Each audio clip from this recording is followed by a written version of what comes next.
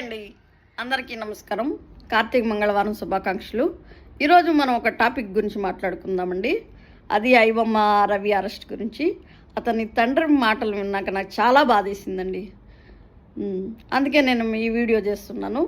అతని అరెస్ట్కి 80% పేద మధ్య తరగతి వాళ్ళు సపోర్ట్ చేస్తున్నారు.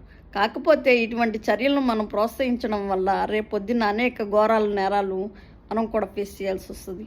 సో ఇటువంటిని ఎంకరేజ్ చేయకూడదు. కాకపోతే నిర్మాతలు కూడా ఒకటి ఆలోచించాలండి.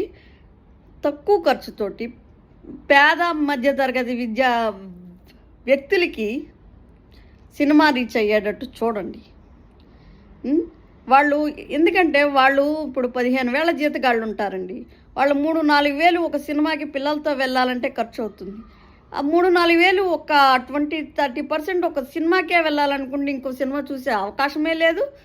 అలాగని 3-4 వేలు సినిమాకే పెట్టాలంటే కర్మ ఖర్చులన్నీ ఉంటాయి కదండి. కరెంటు బిల్లులు, పాల బిల్లులు, ఇంటి బిల్లులు, పిల్లల చదువులు, ఇవన్నీ ఖర్చు ఉంటాయి.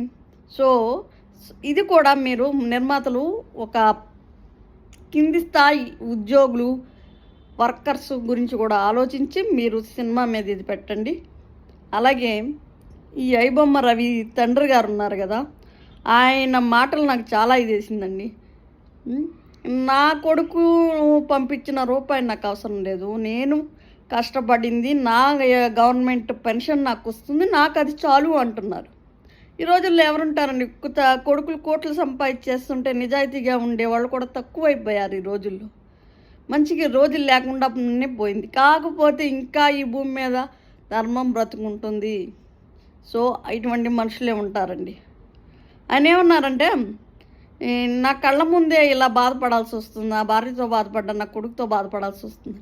సో దయచేసి తల్లిదండ్రులకి మనము ఆస్తులు, మణులు, మాణిక్యాలు ఎక్కువ మన దగ్గర నుంచి ఆశించరండి. వాళ్ళు మనం మంచిగా ప్రయోజకులు అయితే వాళ్ళు ఎంతో ఇదవుతారండి. ఎందుకంటే పరులు పక్క వాళ్ళు అంతా తన బిడ్డ గురించి అంత చెడుగా ఈరోజు ద్రోహి, దొంగ అని మాట్లాడితే ఆ తండ్రి ఆవేదన వర్ణనాతీతమండి. ఆత్మహత్య చేసుకునే అంత బాధను కలిగిస్తాయి. ఒక సగటు తల్లిదండ్రులుగా మీరు ఆలోచించండి. మీ బిడ్డలు నిష్ప్రయోజులైతే, ప్రయోజులు కాకుండా ఉండి ఇలాంటి నేరాలు జరిగితే అది ఎంత బాధ. మనం చూడక్కర్లేదండి, వాళ్ళు చూడక్కర్లేదు. కానీ ఇటువంటివి చూసి మనం తట్టుకోలేం.